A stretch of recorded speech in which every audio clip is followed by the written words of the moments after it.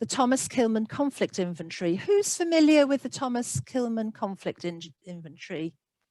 Yeah, great, quite a few hands going up there, brilliant. It's been around a long time, but I still think it's helpful. And as you probably know, it's a combination of your how assertive you are, your tendency to being assertive when you're communicating with other people, and your tendency to be cooperative.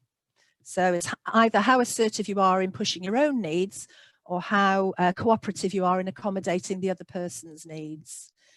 Now, I've mapped onto this where I see the 4 interaction styles in relation to this model. The words in lowercase are the Thomas Kilmann words. So, for example, an in-charge mobilizer, I would map, this is when they're in conflict and under stress. I would see them having a more assertive style, and being in that competitive style, if you like. Bottom left, the chart the course or navigator tend to avoid conflict, tend to withdraw, become a little bit distant.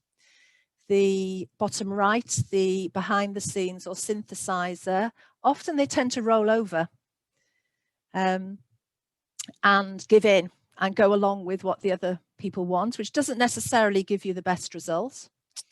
And I tend to put Energizer in the middle as looking for that compromise that they have a compromise position between asserting and cooperating. And I guess ideally, in an ideal world, you want people to be in the collaborating box where you're assertive about your own needs, but you're also willing to accommodate to other people's needs. Now, in my work with Airbus, so I live in Chester in the UK, which is just 10 miles down the road from Broughton in North Wales, where they make the wings for all the Airbus aircraft, and then they fly them to Toulouse in France to stick them onto the rest of the aircraft. That's a technical term, sticking wings onto aircraft.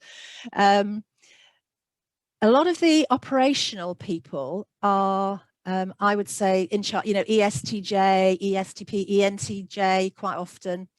So they fall into that top box, that mobilizer, in charge mobilizer style. When something goes wrong, or there's some sort of crisis, some sort of breakdown, some sort of quality problem, they want it fixed straight away. They bring in the quality experts, the engineering people, who are often the ISTJ or INTJ types in that bottom left box, who don't want to give a quick answer. They want to go away, think about it, work out what the problem could be, what are the potential solutions. And that frustrates the hell out of the mobilizer people, because they just want a quick answer. They don't want to bother working it all out.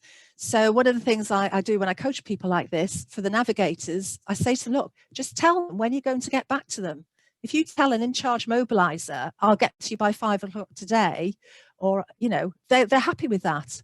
But it's that lack of engagement, that lack of communication that sometimes causes problems for the people in that navigator box. So that's a one-off example.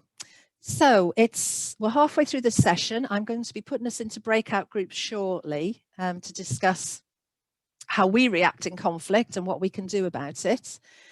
Are there any more questions, or any questions so far about conflict, about interaction styles, or anything else before we go into breakout groups? I'm conscious I've used a few